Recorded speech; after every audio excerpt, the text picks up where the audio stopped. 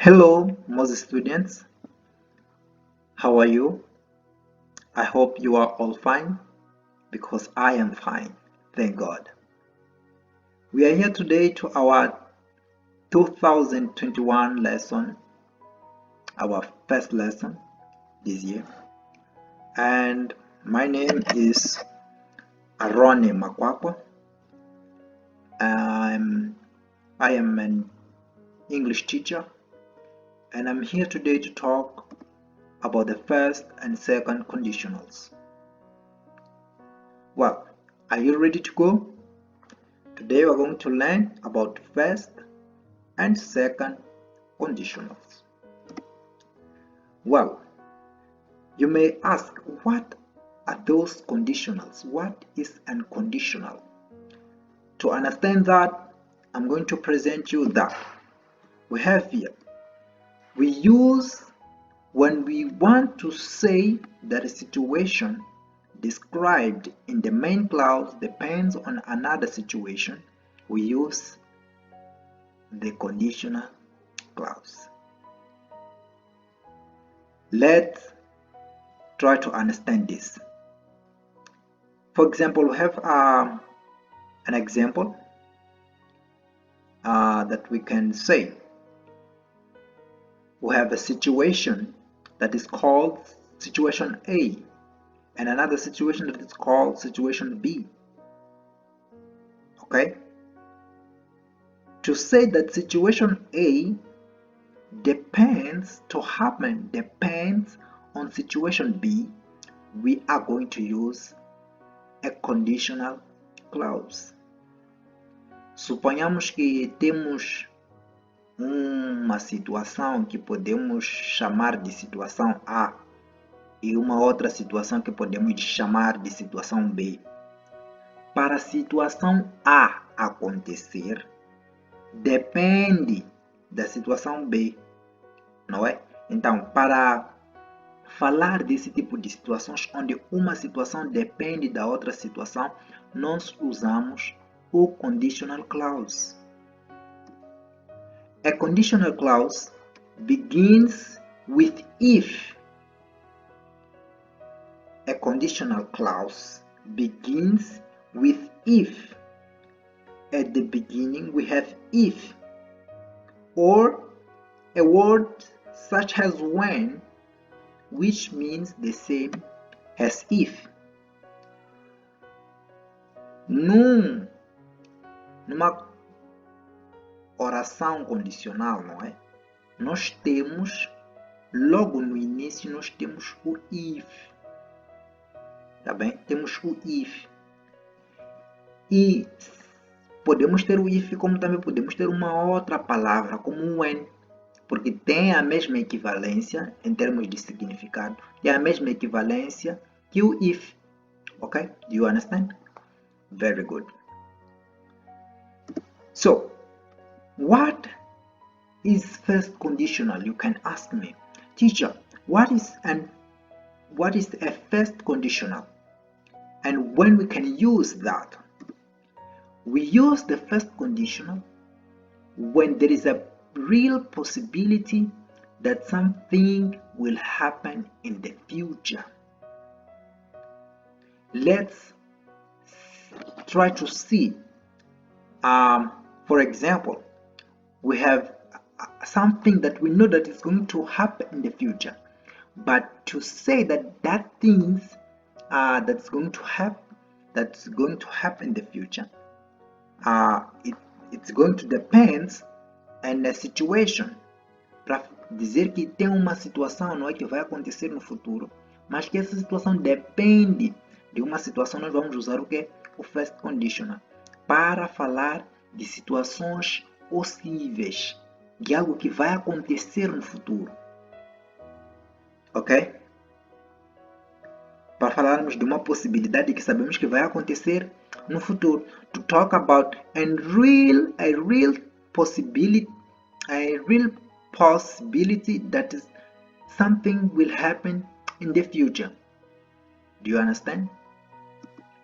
Let's see the structure. Vamos ver agora a estrutura de the first conditional. Let us see the structure of first conditional. Well, in the structure we have the conditional clause, and we have the main clause. In the conditional clause we have if. Do you remember that we said that if comes in the beginning?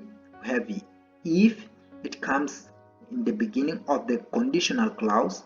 We have if plus the subject plus the present simple of the verb. The present simple verb. And in the main clause, we have subject plus will, that is the auxiliary verb. Okay, will has auxiliary verb to show that we want to talk about something that is going to happen in the future. Okay, we are going to use will. We have here will, subject plus will plus verb in the infinitive form. That is very important to understand, that the infinitive form is without to. Okay, is without to, because the infinitive form of the verb we have, for example, the verb to be, we have the infinitive form is to be, but here we use the verb in the infinitive form without to. Okay, do you understand?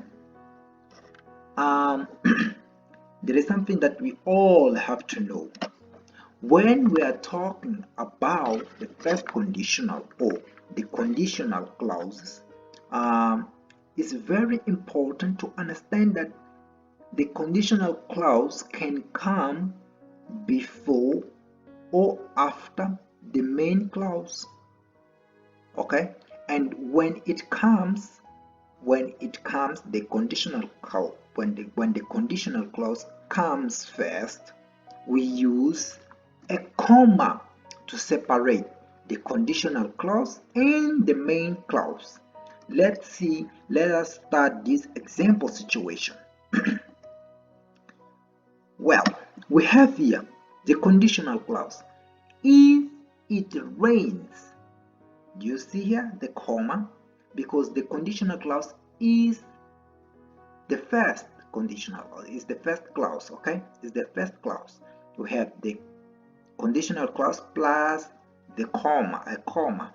Okay, and we have here if it rains, we have if plus subject plus verb in present simple. If it rains, we will stay at home. We will stay at home.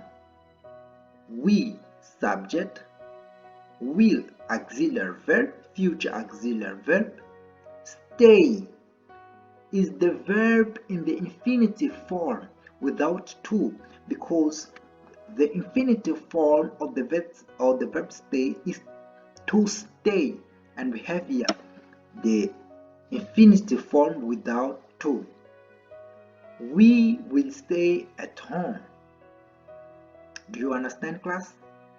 Do you understand? Temos aqui a conditional clause, onde temos o if no início, não é? Mas o subject e o verbo no present simple. O que eu estava a dizer é, quando a conditional clause vem no início, nós usamos uma vírgula para separar a conditional clause do main clause, da main clause, assim que é da main clause. Do you understand? Do you understand? Very good. And if the main clause comes first, there is no need to put a comma. Let's see this example. We will stay at home if it rains. There is no comma. Do you see? Because the main clause now is in the beginning, is the first clause. A oração principal, não é? Está aqui no início, não há necessidade de colocar uma vírgula.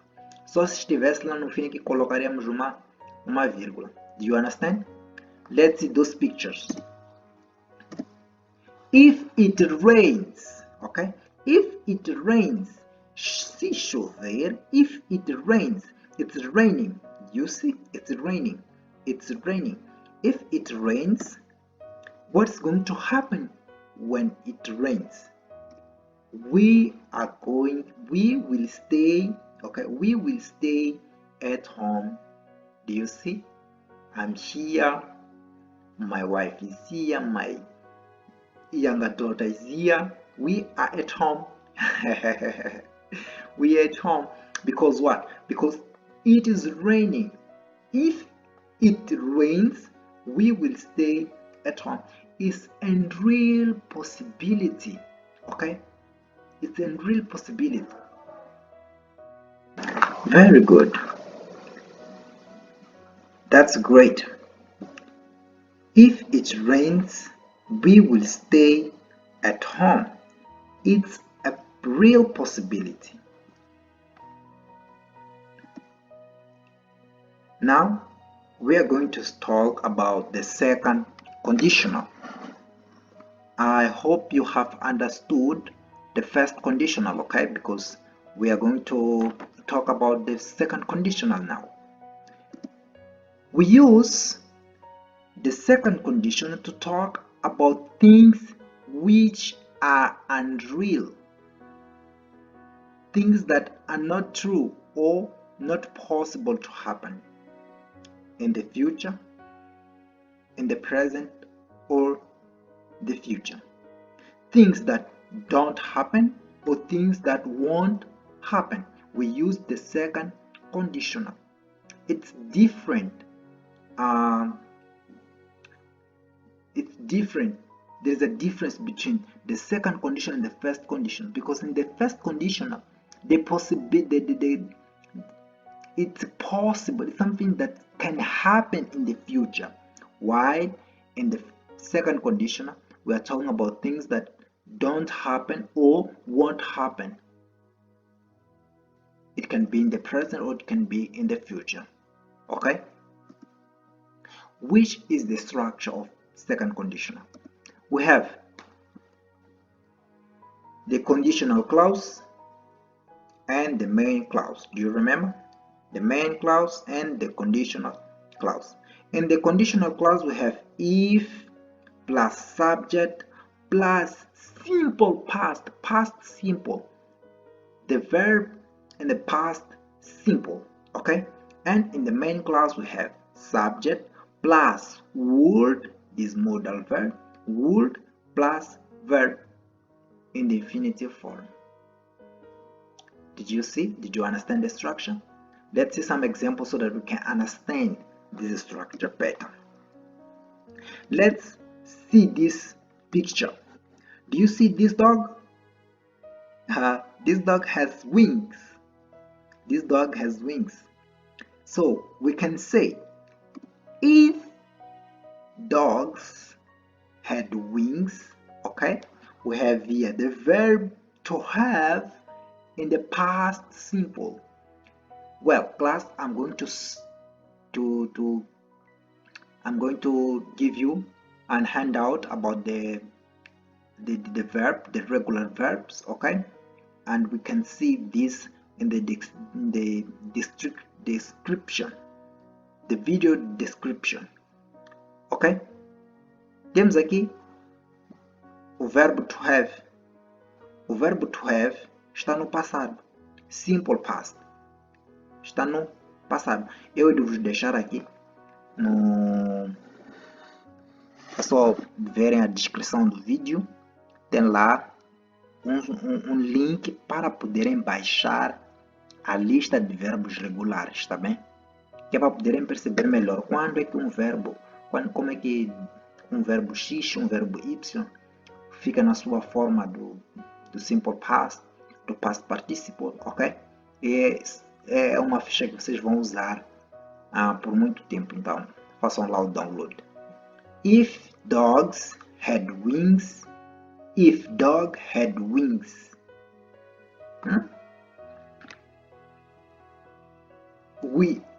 I imagine it's not real, okay? It's unreal possibility, okay? If dog had wings. Do you see this dog? This dog had have wings. Okay, but those are not true wings. Okay, can you see? It's not a true wings. If dog had wings, what would happen? If dog had wings, they would fly. Can you see? The dog is flying. If okay, if the dog had wings, if the dog had wings, they would fly. But this is not going to happen because dogs don't have wings. Isso não vai acontecer porque os cães não têm asas, ok? So it's an unreal situation, it's an unreal possibility, okay? Do you understand? Do you understand? Very good, very good. If the dog had wings, let's see the structure. Let's see the structure. We have if plus subject plus simple past, subject plus would plus the verb in infinitive form. Let's see. We have if plus subject plus the verb in the simple past. Do you see? Had, and they would fly. They would fly. Fly is in the infinitive form. They would fly. Let's see another example, the last example. Do you see those money? Oh my lord. Do you see a lot of money? So what is the example? If I had a lot of money, if I had a lot of money, se eu tivesse muito dinheiro, what would happen? What would happen? I would buy a car. I would buy a car if I had a lot of money. Okay? That's not going to happen because I don't have money. Isso não vai acontecer porque eu não tenho muito dinheiro. Ok? Então, nós usamos o second conditional para falar sobre essas situações onde temos uma situação que não é real, hein? Uma situação que não é real e não vai acontecer, não vai acontecer no futuro. Se eu tivesse muito dinheiro, eu compraria um carro. Estou a imaginar, não é? It's an imagination. It's not true. I don't have a lot of money. I can't buy a new car. So that is an imagination.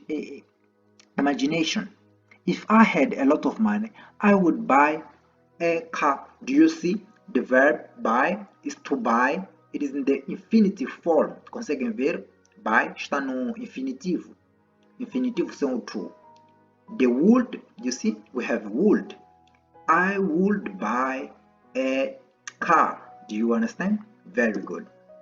So class, we can use other modal verbs in the main clause such as could, might, should, etc. and etc. Podemos usar outros verbos modais, não é? Podem ser o could, o might, o should, não é? Entre outros. Do not miss the next lesson because we are going to talk about those verbs, the modal verbs. Não percam a próxima aula porque vamos falar sobre os modal verbs, ok? É muito importante fazer esse presente na próxima aula. Modal verbs. We are going to talk about modal verbs. Do you understand, class? Doubts? You can type your doubts there in the WhatsApp group, ok? You can type, podem escrever as vossas dúvidas lá no nosso grupo do WhatsApp. You can type all your doubts over there. That's great. Well, exercises, I mean. We are going to do the exercise number 3 and exercise number 4 in our handout. For those that don't have our handout, I'm going to leave a link in the description so that they can download it. Aos que não têm, vou deixar um link aqui na descrição que é para poder baixar. The third and the fourth